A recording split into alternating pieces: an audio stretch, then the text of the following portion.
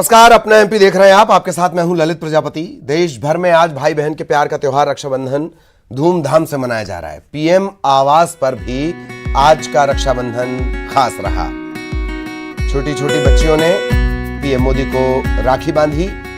यह रक्षाबंधन इसलिए भी खास था क्योंकि पीएमओ में काम करने वाले कर्मचारियों की बेटियों के साथ पीएम मोदी ने रक्षाबंधन सेलिब्रेट किया। छोटी छोटी बच्चियों ने उन्हें रक्षा सूत्र बांधा।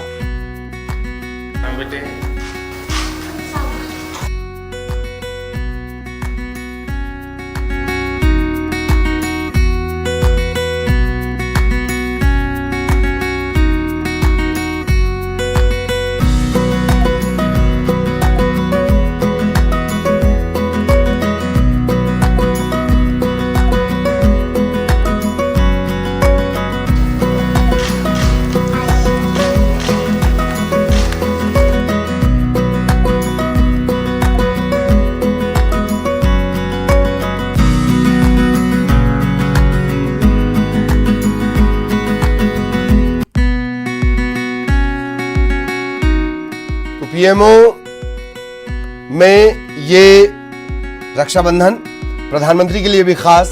पीएमओ में प्राइम मिनिस्टर ऑफिस, प्रधानमंत्री कार्यालय, यहां पर काम करने वाले जो कर्मचारी हैं, इनकी जो बेटियां हैं, बच्चियां हैं, वो आज पहुंची, प्रधानमंत्री को रक्षा सूत्र बांधा। खुद प्रधानमंत्री के लिए भी खास बात भी उन्होंने की, सवाल जवाब, बच्चों के साथ बच्चे बनकर बाल सुलभ व्यवहार, यही प्रधानमंत्री की खासियत है। बच्चों से वे चर्चा भी करते जा रहे थे, राखी भी बंधवाते जा रहे थे।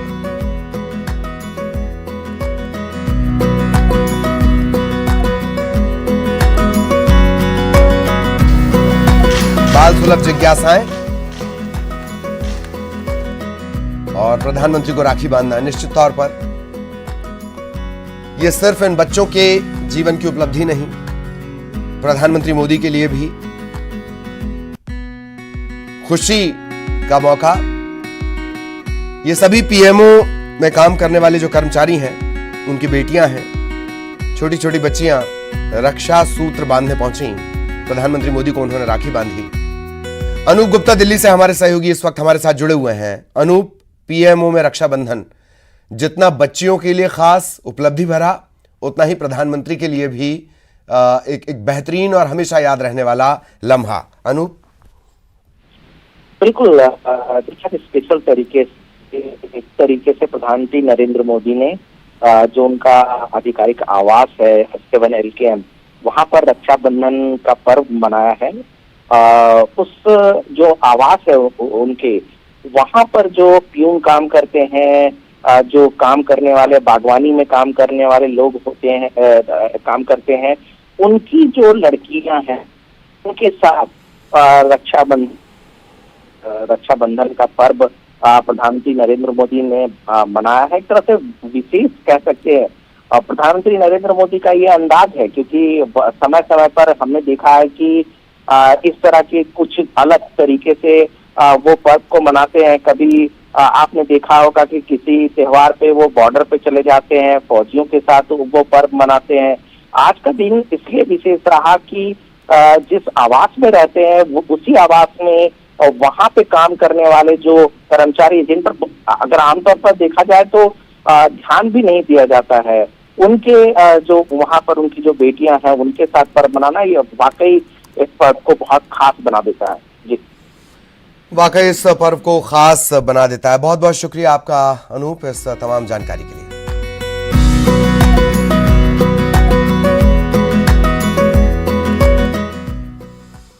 और प्रदेश के गृह मंत्री नरोत्तम मिश्रा ने एक बार फिर कहा कि कोई काम फिल्म एक्टर क्यों करते हैं जिस पर बाद में उन्हें माफी मांगनी पड़ती है। गृह मंत्री ने फिल्म लाल सिंह चड्ढा के स्टार आमिर खान पर कहा कि किसी भी एक धर्म विशेष को टारगेट ना करें। आगे से उन्हें इस बात का ध्यान रखना चाहिए।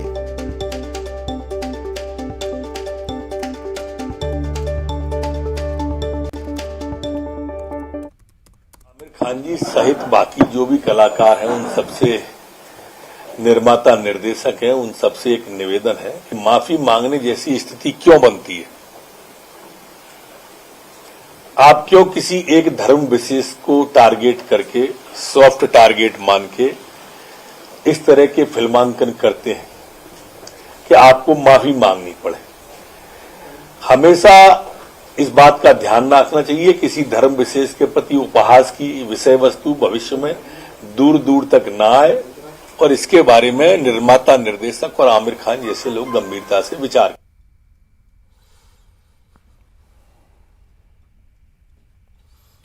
और सीधे भोपाल आपको लिए चलते हैं। सहयोगी जितेंद्र इस वक्त हमारे साथ जुड़े हुए हैं। जितेंद्र, बात और मैसेज बहुत साफ है कि ऐसा कोई काम ही ना करें, और ये सारे मेरा ख्याल है सारे बॉलीवुड के लिए उनकी ये नसीहत है कि ऐसा कोई काम ही ना करें कि बाद में माफी मांगनी पड़े। जितेंद्र,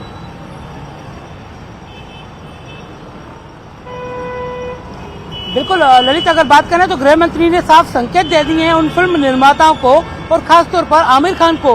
उन्होंने साफ तौर पर कहा है कि कोई भी ऐसा व्यक्ति खासकर किसी धर्म विशेष को टारगेट ना करें और ना ही उन्हें सॉफ्ट एंगल समझे कि किसी तरह की फिल्म या फिर किसी तरह का कोई विवादित मुद्दा जोड़कर ऐसी चीजें बनाई जाएं जिससे लोगों को ठेस पहुंचे। तो उन्होंने साफ तौर पर आमिर खान को संकेत दिया और साथ ही फिल्म निर्माताओं को किसी तरह के ऐसे विवादित अंश को फिल्मों में ना जगह दी जाए। हालांकि लोगों ने उनसे पूछा था कि क्या फिल्म को यहाँ पर विरोध किया जाएगा, तो उन्होंने साफ तौर पर कहा कि नहीं, इस तरह का कोई विरोध नहीं कर सकते, मगर फिल्म निर्माता निर्देशकों को सोचना होगा कि कोई किसी धर्म विशेष को खासकर टारगेट ना किया जाए। तो कह सकते हैं लाल सिंह चड्ढा को लेकर जिस तरह से विरोध किया जा रहा है उस पर लेकर गृह मंत्री नरोत्तम मिश्र ने साफ तौर पर संकेत दे दिए कि ऐसी चीजें बर्दाश्त नहीं की जाएंगी। ललित, हालांकि उनका जो मंतव्य है वो बहुत साफ रहता है जितेंद्र। इससे पहले भी हमने देखा है कि अगर उन तक कोई शिकायत पहुंचती है तो तत्काल एक्शन होता है और कानूनी एक्शन होता है।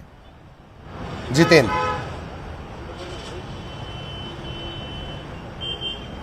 बिल्कुल बिल्कुल ललित, आपने सही कहा। इसके पहले भी अगर कोई विवादित चीज आई है, चाहे फिल्म कई इस तरह की वेब सीरीज है, उसे लेकर तो उन्होंने साफ तौर पर कार्रवाई के संकेत दिए हैं और कठोर संकेत दिए हैं। हालांकि ये कह सकते हैं कि एक हल्की चेतावनी जरूर है ऐसे निर्माता निर्देशकों को और खासतौर पर आमिर खान को, क्योंकि कई ऐसी फिल्मों में आमिर खान ने हिंदू देवी देवताओं का मजाक उड़ाया है। इसे लेकर कहीं ना कहीं उनको एक पहले से कह सकते हैं प्री वार्निंग है, उसके बाद जाहिर सी बात है एक्शन भी देखने को मिलेगा। ललित, धन्यवाद जितेंद्र इस तमाम जानकारी के लिए। सहयोगी जितेंद्र विस्तार से जानकारी दे रहे थे। अब बात बारिश की करेंगे। प्रदेश में लगातार जारी भारी बारिश के चलते नदी नाले उफान पर हैं। सबसे बड़ी नदी नर्मदा, इसका जलस्तर लगातार बढ़ रहा है। तवा डैम और बारना डैम, इनसे लगातार पानी छोड़ा जा रहा है। शहरों में भी बारिश के चलते आफत खड़ी हो गई है। इंदौर भोपाल सबसे ज्यादा प्रभावित है। इंदौर में तो कई कारें बह गई हैं। सागर में सुनार नदी देर रात उफान पर आ गई। निचली बस्तियों में पानी भर गया। बैतूल में भी भारी बारिश की वजह से लोगों को परेशानियों का सामना करना पड़ा है।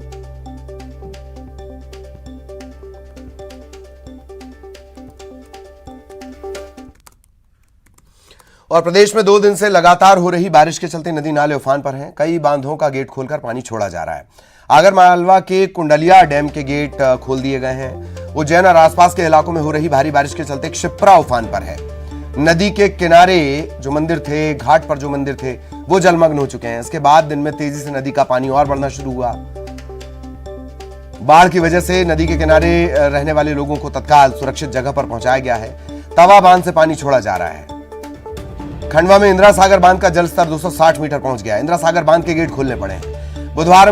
भोपाल में बुधवार को 6 घंटे में 2.5 इंच की बारिश हुई है। भोपाल के सभी जो प्रमुख बाजार हैं, सड़कें हैं, वहां पर पानी भर गया। कोलार डैम के गेट खोलने पड़े। इंदौर शहर में बारिश के चलते 7 में से 3 तालाब ओवरफ्लो हैं। 1 तालाब लबालब है। यशवंत सागर के गेट खोलने पड़े हैं। कई इलाकों में घुटनों तक पानी भरा हुआ है।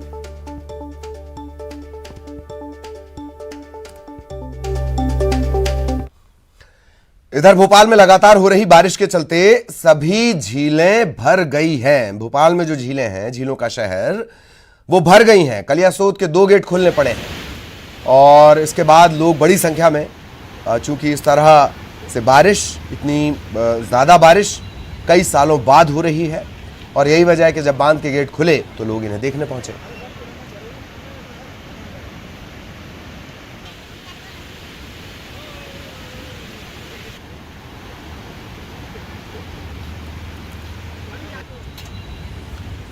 और अब खंडवा से बड़ी खबर, भारी बारिश का दौर जारी है। इंदिरा सागर बांध के 12 गेट खोलने पड़े हैं। पानी का छोड़ा जाना लगातार जारी है। निचले इलाकों में अलर्ट जारी किया गया है। ओंकारेश्वर में बांध के गेट खोले गए हैं और लगातार भारी बारिश के चलते बांध अपनी क्षमता के करीब पहुंच चुके हैं। इंदिरा सागर बांध के 12 गेट खोले गए हैं।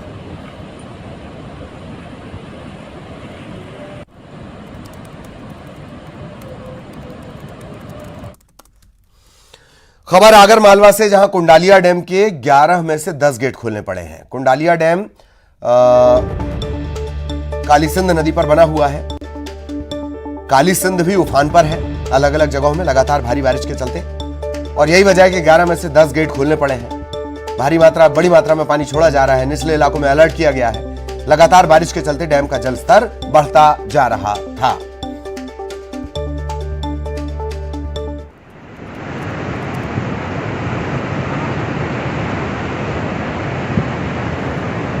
तो किस तरह की स्थितियां आगर मालवा में है, और सहयोगी रजनीश हमारे साथ जुड़ रहे हैं। रजनीश के पास आपको लिए चलेंगे। रजनीश आपको नजर आ रहे हैं। रजनीश, फिलहाल क्या स्थितियां? फिलहाल बारिश से तो कोई राहत नहीं, कुंडालिया के गेट भी खोलने पड़े हैं। शहरी इलाकों में किस तरह की स्थितियां रजनीश? जी हाँ ललित, कल आगरमालवा जिले में भी प्रदेश के बाकी हिस्सों की तरह लगातार बारिश का दौर जारी है, और लगातार बारिश के चलते जिले के सभी नदी नाले उफान पर है।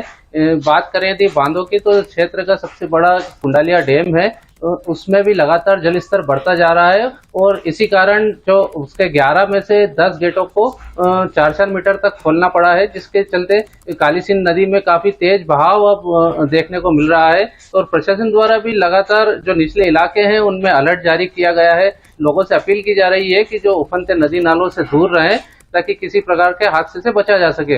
इसके अलावा यदि शहरी क्षेत्रों की बात की जाए, तो आज कल से जो लगातार बारिश हो रही है, उसके वजह से जनजीवन अस्त व्यस्त हो गया है। लोगों को काफी परेशानियों का सामना करना पड़ रहा है। हालांकि अभी तक जिले में किसी तरह के जल भराव की स्थिति जरूर देखने को नहीं मिली है। बाकी लोगों को परेशानी जरूर बारिश की वजह से उठाना पड़ रही है, और निचले इलाकों में खासकर लोगों में अब परेशानियां बढ़ने लगी है कि कहीं ना कहीं इसी तरह यदि बारिश जारी रही तो जल भराव भी हो सकता है और लोगों की परेशानियां बढ़ सकती है। जी, प्रशासन की नदियां हैं, काली सिंध है। प्रशासन की तैयारियों के बारे में थोड़ा सा बताएं, कुंडालिया बांध के बारे में बताएं, नदियों की आप जानकारी दे रहे थे उसके बारे में भी बताएं रजनीश। जी, जो जिले की जो प्रमुख नदियां हैं, कंठाल है, काली सिंध है, लखुंदर है, सभी नदियां इस समय उफान पर है और खतरे के निशान के लगभग ऊपर चल रही है। और प्रशासन की तैयारियों की बात की जाए, तो प्रशासन द्वारा भी जो किसी भी तरह की आपदा की वाली स्थिति में निपटने के लिए, बाढ़ के यदि हालात बनते हैं, तो उसके लिए कंट्रोल रूम की स्थापना की गई है। लगातार 24 घंटे मॉनिटरिंग की जा रही है। इसके यदि कहीं से कोई सूचना आती है, तो होमगार्ड के जवान और एसडीआरएफ के जवानों की यहाँ पर तैनाती की गई है, ताकि तुरंत रेस्क्यू किया जा सके। जी। चलिए, बहुत बहुत शुक्रिया रजनीश इस तमाम जानकारी के लिए। सहयोगी रजनीश विस्तार से जानकारी दे रहे थे। अब रुख कर रहे हैं बैतूल का। शर्मिंदा करने वाली तस्वीर बैतूल से सामने आई है। गर्भवती महिला को घाट पर लिटाकर नदी पार करवाने की नौबत आ गई। ये स्थिति ऐसी है कि दो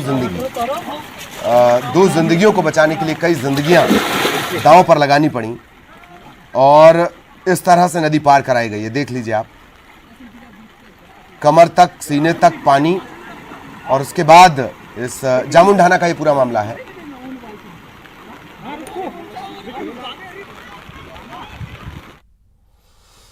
और इंदौर से बड़ी खबर, सेंट्रल जेल के बाहर महिलाओं ने किया है प्रदर्शन। जेल में बहनों के भाइयों से मिलने पर प्रतिबंध लगा दिया गया है। अब चूंकि 2 साल बाद ऐसा मौका आया है, 2 से 3 साल बाद ऐसा मौका आया है कि वो राखी बांध सकें बहनें अपने भाइयों को, लेकिन काउंटर के बाहर राखी जमा करने का नियम लगा दिया गया। अब जेल में बंद भाइयों को राखी ना बांध पाने से महिलाएं नाराज हैं।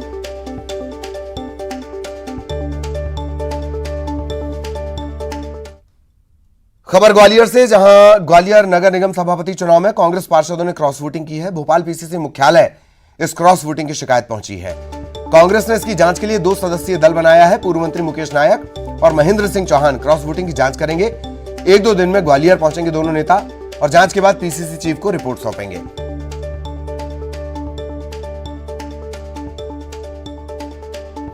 सुशील हमारे साथ जुड़े हुए हैं। सुशील, पूरी जानकारी।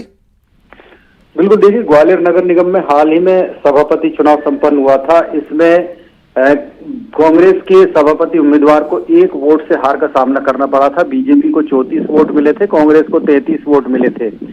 इस तरह से ये आशंकाएं कांग्रेसियों को थी, बड़े नेताओं को, कि ग्वालियर में कांग्रेस के जो पार्षद है उन्होंने क्रॉस वोटिंग की है, क्योंकि बीजेपी के कुछ पार्षदों ने कांग्रेस के लिए क्रॉस वोटिंग की है। इस तरह की उनको आशंका थी। यही वजह है कि लगातार जो ग्वालियर के स्थानीय नेता हैं उन्होंने शिकायत की थी पीसीसी में कि ग्वालियर में कांग्रेस के कुछ पार्षदों ने क्रॉस वोटिंग की है। इसी वजह से सभापति का चुनाव हार गई है कांग्रेस प्रत्याशी। तो यही वजह है कि इन शिकायतों के बाद पीसीसी मुख्यालय से एक पत्र जारी हुआ है, जिसमें जांच दल बनाया गया है। जो पूर्व मंत्री है मुकेश नायक और महेंद्र सिंह, इन दोनों नेताओं को इस जांच दल का सदस्य बनाया है और ये जांच दल अगले 1-2 दिन में ग्वालियर आएगा और यहाँ सभी कांग्रेस के पार्षद और जो जिलाध्यक्ष के साथ ही स्थानीय विधायक हैं, इन सभी से चर्चा करेंगे और उसके बाद जो अपनी जांच रिपोर्ट होगी वो जांच रिपोर्ट पीसीसी चीफ कमलनाथ को सौंपेंगे। तो माना जा रहा है कि कहीं ना कहीं आशंका कांग्रेस को थी और उसके बाद जो है अब ये जांच दल गठित हुआ है। चलिए, बहुत बहुत शुक्रिया इस तमाम जानकारी के लिए।